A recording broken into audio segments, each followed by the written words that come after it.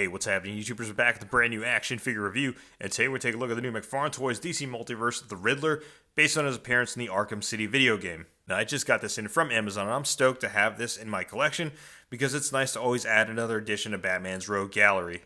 But like we always do with the reviews, let's get started with the box art first. So it's your standard McFarlane Toys DC Multiverse box. Then on the side, you see the DC Multiverse logo, the Riddler based on Arkham City, and McFarlane Toys logo on the bottom.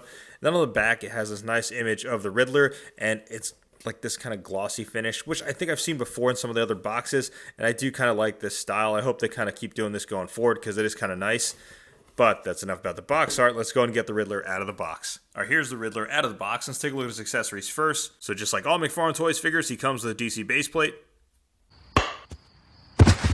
Got him. It does come with one weapon accessory. It's his Riddler staff, which looks pretty cool.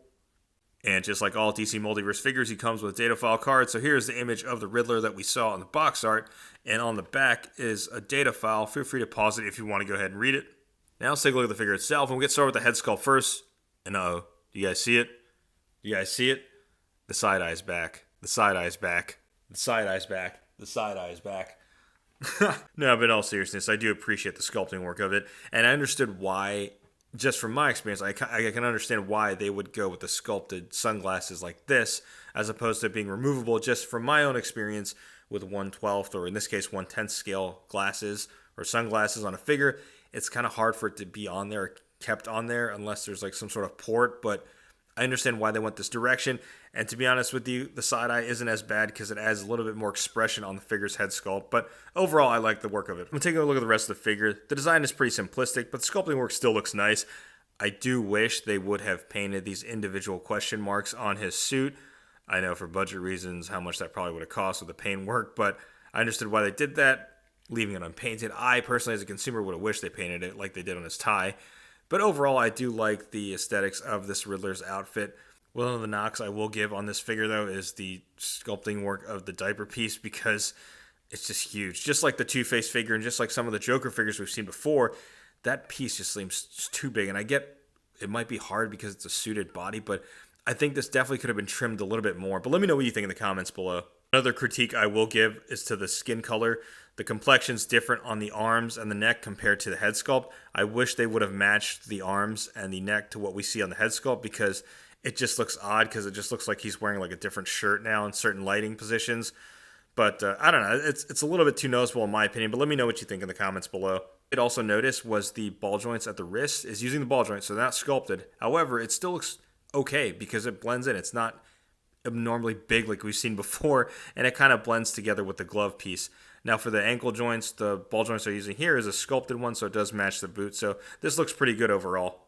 Now when looking at articulation, same thing we see in McFarlane Toys, 22 moving parts, so the head can move from side to side. It can look up, not too much actually, can look down about that much. Does have the, wow, I think there is a faux butterfly joint. Is there one in there? No. Oh, well, you can move this piece out, but looks like there isn't. Okay, cool. So this comes off. I don't know if it was meant to or not, so oops. So we put that back on there. Yep, cool. All right, so there is a shoulder joint. There is a bicep swivel. Riddler has double jointed elbows, which get a great range. There is a ball joint at the wrist, so it can hinge up and down and all around. Now there is a diaphragm cut in there. Damn, I think I might have messed it up. But let's see how far it can go. Damn, virtually non-existent going forward. That sucks. There's a ball joint at the hip, though, so it can help it crunch a little bit forward. And the legs with the diaper piece should allow it to kick up very high. It's double jointed knees, which that looks clean, so that looks pretty cool. And then there is, of course, the joints at the ankles, the sculpted ball joints, so it can move from back and forth and has nice ankle pivot and toe articulation, which I can't even get this fuck. Damn, bro. All right, well, there we go. There's the toe articulation. All right, now it's going to jump right into size comparisons. And first size comparison, here's Riddler standing next to some other figures from McFarlane Toys DC Multiverse line. We have the live-action movie Riddler figure from the Batman movie and the Batman on the right. Next size comparison, here's Riddler standing next to more McFarlane Toys DC Multiverse video game figures. We have the Arkham Asylum Joker and the Arkham Origins Deathstroke. Very controversial Deathstroke, actually. And next size comparison, here's Riddler standing next to more Arkham City characters from McFarlane Toys DC Multiverse line. We have the Arkham City Batman and the Arkham City Catwoman. And now time for a random ass size comparison, but still keeping it within the McFarlane Toys brand. Here he is standing next to a couple of My Hero Academia figures. We have Deku, Not Todoroki, and Ochako. My shit in heart. Alright, so my overall thoughts on the figure is, it's good. It's not great, but it's good. And I like it. And it's a great addition to my Batman's Rogue gallery. And for what it's worth, it's nice seeing McFarlane Toys kind of fill out that Arkham universe, I guess the universe part of the DC Multiverse for the video game side. They've been releasing a ton of figures from that property. That's kind of cool to see. For what it's worth, though, this is probably going to be a comic book Riddler in my display because I think it could work as that. But let me know what you think in the comments below. Another critique I would say, though, I wish they would have painted the question marks on there. I know for budget reasons, it probably would have cost more to paint all those.